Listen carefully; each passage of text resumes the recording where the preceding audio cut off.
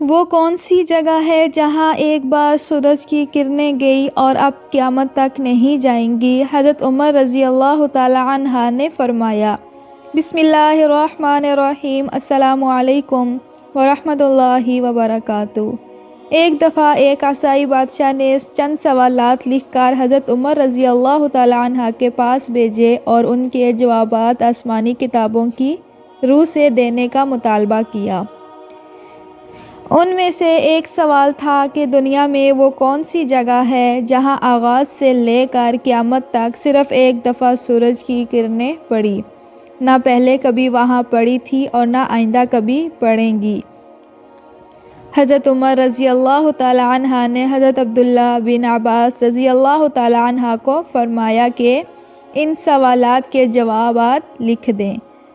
حضرت عبداللہ رضی اللہ تعالیٰ عنہ نے اس سوال کا جواب تحریر فرمایا، وہ زمین سمندر کی کھاڑی کلزم کی تہ ہے کہ جہاں فرعون مردود غرق ہوا تھا۔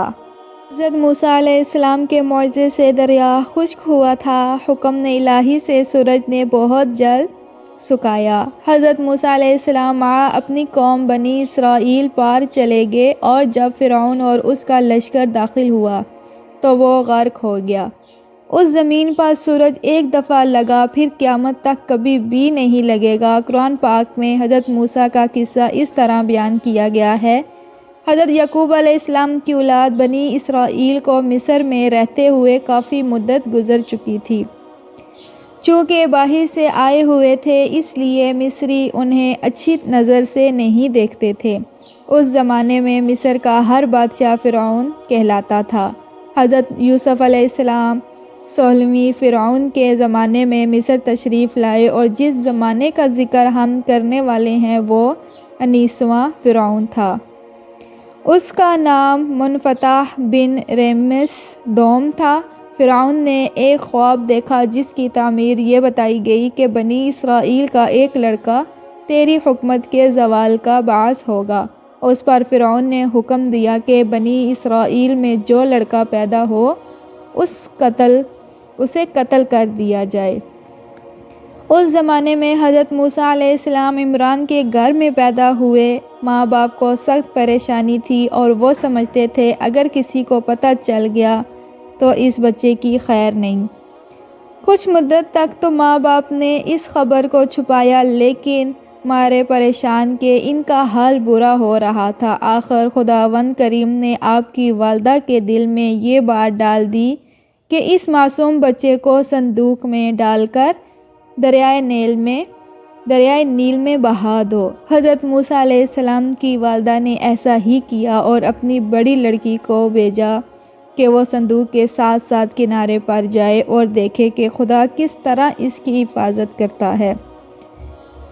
جب یہ صندوق تیرتا ہوا شاہی محل کے قریب پہنچا تو فرعون کے گھرانے کی عورتوں میں سے ایک اس کو دیکھ کر باہر نکلوا لیا، اور جب اس میں ایک خوبصورت بچے کو دیکھا تو خوش ہوئی اور اس بچے کو محل میں لے گئی۔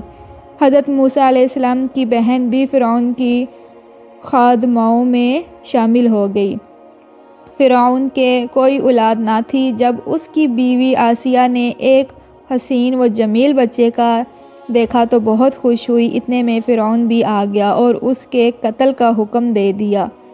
فرعون کی بیوی نے منت سے کہا کہ اس معصوم کو قتل نہ کرو، کوئی بڑی بات نہیں، اگر یہی بچہ میری اور تیری آنکھوں کا نور اور دل کا سرور بن جائے اور ہم اس کو اپنا بیٹا بنا لیں، اور اگر حقیقت میں یہی وہ بچہ ہے جو تیرے خواب کی تعمیر بننے والا ہے تو ہم اس کی ایسی تربیت کریں گے کہ ہمارے لیے نقصان رسان بننے کے بجائے مفید ہی ثابت ہو۔ اس طرح فرعون حضرت موسیٰ علیہ السلام کا قتل کرنے سے باز رہا۔ حضرت موسیٰ علیہ السلام فرعون کے گھر میں پل کر جوان ہوئے۔ آپ بڑے خوبصورت اور طاقتور تھے۔ ایک دن آپ شہر سے باہر جا رہے تھے کہ آپ نے دیکھا کہ ایک مصری ایک اسرائیلی کو بگاڑ میں لے کر تنگ کر رہا ہے۔ جب حضرت موسیٰ علیہ السلام اس کے قریب سے گزرے تو اسرائیلی نے حضرت موسیٰ علیہ السلام سے فریاد کی۔ آپ نے مصری کو سختی اور جبر سے روکنے کی کوشش کی لیکن مصری نہ مانا۔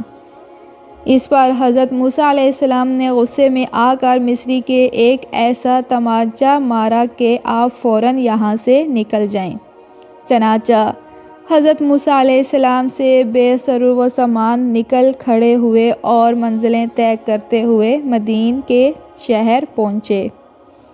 آپ بھوک اور پیاس سے نڈھال ہو رہے تھے۔ جب ایک کنویں پر پہنچے تو دیکھا کہ کنویں پر لوگوں کی بھیڑ لگی ہوئی ہے اور وہ لوگ اپنے اپنے ریڑھیوں کو پانی پلا رہے ہیں۔ سب سے پیچھے وہ لڑکیاں اپنی بکریاں لیے کھڑی ہیں۔ حضرت موسیٰ علیہ السلام نے ان لڑکیوں سے پوچھا کہ تم کیوں اپنی بکریوں کو پانی نہیں پلاتی؟ انہوں نے کہا، ہمارا باپ ضعیف ہے اور ہم کمزور عورتیں، یہاں جو طاقتور ہے وہ سب سے پہلے اپنے ریوڑ کو پانی پلاتا ہے۔ حضرت موسیٰ علیہ السلام بڑے وجیہہ، خوش شکل اور جوان تھے۔ آپ بھیڑ کو چرتے ہوئے آگے بڑھے اور اس چرسے کو، جس کو 3-4 آدمی کھینچتے تھے، اکیلے ہی کھینچ کر پانی نکالا اور ان لڑکیوں کے ریوڑوں کو پلا دیا۔ وہ لڑکیاں تو چلی گئیں اور حضرت موسیٰ علیہ السلام ایک درخت کے نیچے لیٹ گئے۔ جب وہ لڑکیاں گھر پہنچی تو ان کا بوڑھا باپ بہت حیران ہوا اور پوچھا کہ آج تم پہلے ہی کیوں آ گئی ہو؟ انہوں نے کہا کہ ایک پردیسی نوجوان آ گیا تھا جس نے ہماری بکریوں کو پانی پلانا دیا۔ بوڑھے باپ نے کہا کہ یہ احسان فراموشی ہو گئی کہ ہم اپنے محسن کے ساتھ کوئی اچھا سلوک نہ کریں۔ جاؤ، پردیسی نوجوان کو اپنے گھر بلا لاؤ تاکہ ہم اس کی کچھ خدمت کر سکیں۔ چنانچہ ایک لڑکی گئی اور حضرت موسیٰ علیہ السلام کو ساتھ لے آئی۔ ان کے باپ نے حضرت موسیٰ علیہ السلام کو کھانا کھلایا اور اس طرف آنے کی وجہ پوچھی۔ آپ نے تمام واقعہ سنا دیا۔ اس لڑکی نے جو جواب آپ کو بلانے گئی تھی، اپنے بزرگ باپ سے کہا کہ بابا جان، بہتر ہوگا کہ ان نوجوان کو ملازم رکھ لیا جائے۔ ملازم وہی اچھا ہوتا ہے جو ایماندار بھی ہو اور طاقتور بھی۔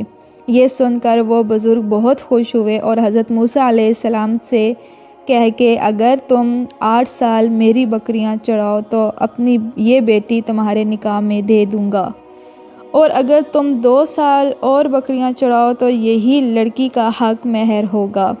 حضرت موسیٰ علیہ السلام نے اس کو قبول کیا اور فرمایا، یہ میری خوشی پر چھوڑ دیے، ان دونوں میں سے جو مدت میں چاہوں اس کو پورا کر دوں۔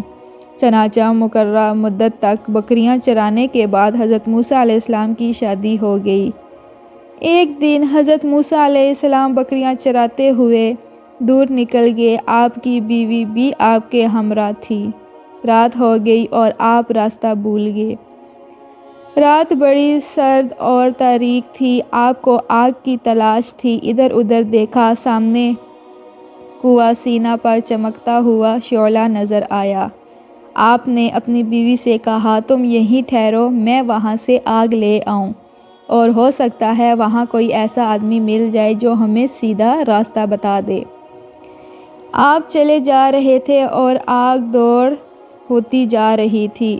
جب کچھ دور تک چلنے کے بعد بھی آگ سے دور رہے تو حضرت موسیٰ علیہ السلام خوف کھانے لگے اور قریب تھا کہ واپس ہو جاؤں کہ آواز آئی، اے موسیٰ علیہ السلام، میں تیرا پروردگار ہوں، اپنا جوتا اتار دے، یہ طوی کی مقدس وادی ہے، میں نے تجھ کو رسالت کے لیے چن لیا ہے، بس جو کچھ حکم دو اس کو غور سے سن۔ سچ ہے خدا کی دین کا موسیٰ سے پوچھے احوال کہ آگ لینے کو جائیں، پیغمبری مل جائے۔ حضرت موسیٰ علیہ السلام یہ آواز سن کر چونکے اور اپنے جوتے اتار دیے۔ خوشی اور مسرت سے حیران کھڑے تھے کہ آواز آئی، موسیٰ تیرے داہنے ہاتھ میں کیا ہے؟ حضرت موسیٰ نے عرض کی کہ یہ میرا سونٹا ہے، اس سے میں بکریوں کے لیے پتے جھاڑتا ہوں اور اس کی ٹیک لگا کر آرام کرتا ہوں۔ اللہ تعالیٰ کا حکم ہوا کہ اس لاٹھی کو زمین پر ڈال دو۔ جو نہیں، حضرت موسیٰ علیہ السلام نے اپنی لاٹھی زمین پر پھینکی۔ وہ ایک خوفناک اژدہا بن کر دوڑنے لگا۔ حضرت موسیٰ علیہ السلام گھر کر بھاگنے ہی والے تھے کہ اللہ تعالیٰ نے فرمایا موسیٰ خوف نہ کھاؤ، اس کو پکڑ لو، ہم اس کو پھر اسی حالت میں لوٹا دیں گے۔ جب حضرت موسیٰ علیہ السلام نے اس اژدہا کو پکڑا تو وہ پھر لاٹھی تھی۔ اب اللہ تعالیٰ نے حکم دیا کہ اپنے ہاتھ کو گریبان کے اندر مس کر کے باہر نکالیے، وہ روشن ہو جائے گا اور یہ ایک بیماری نہ ہوگی بلکہ تیرے اللہ کی نشانیاں ہیں۔ ہماری ان نشانیوں کو لے کر فرعون کے پاس جاؤ اور ان کو اور اس کی قوم کو سیدھا راستہ دکھاؤ۔ اس نے بہت سرکشی اور نافرمانی اختیار کر رکھی ہے اور وہ بنی اسرائیل پر انتہائی ظلم کر رہا ہے۔ ان کو اس غلامی اور ذلت سے نجات دلاؤ۔ حضرت موسیٰ علیہ السلام اپنے بھائی کو ساتھ لے کر فرعون کے دربار گئے اور فرعون سے کہا کہ خدا نے مجھے اپنا پیغمبر اور رسول بنا کر تیرے پاس بھیجا ہے۔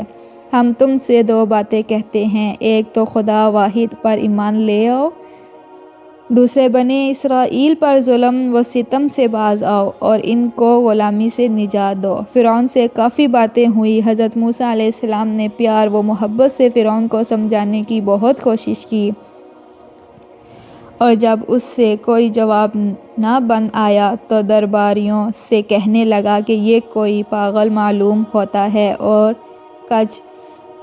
کچ بخشی کرنے لگا اور اپنے وزیر بامان سے کہنے لگا کہ ایک اونچی عمارت بناؤ جس پر چڑھ کر میں موسیٰ کے خدا کو دیکھ سکوں، اور میں تو اس کو چھوٹا سمجھتا ہوں۔ حضرت موسیٰ نے کہا کہ میں اپنی صداقت میں تیرے پاس ظاہر نشان لایا ہوں۔ فرعون نے کہا اگر تیرے پاس کوئی نشان ہے تو ہمیں بھی دکھا۔ حضرت موسیٰ نے اپنی لاٹھی کو زمین پر پھینک دیا اور وہ ایک خوفناک اژدہا بن گیا۔ پھر اپنے ہاتھ گریبان کے اندر لے گئے، جب نکالا تو وہ ایک روشن ستارے کی طرح چمک رہا تھا۔ یہ دیکھ کر فرعون کے درباری چلا اٹھے کہ یہ تو کوئی بہت بڑا جادوگر ہے۔ چنانچہ یہ فیصلہ ہوا کہ اب تو موسیٰ علیہ السلام ہارون کو جانے دیں جائے، اور کچھ دن بعد اپنی سلطنت کے تمام بڑے بڑے جادوگروں کو اکٹھا کر کے حضرت موسیٰ علیہ السلام سے مقابلہ کرایا جائے۔ مزید ایسی معلوماتی ویڈیو دیکھنے کے لیے مجھے لائک کیجیے، اور اگر میری ویڈیو اچھی لگی ہو تو اس کو سبسکرائب بھی کر لیجیے۔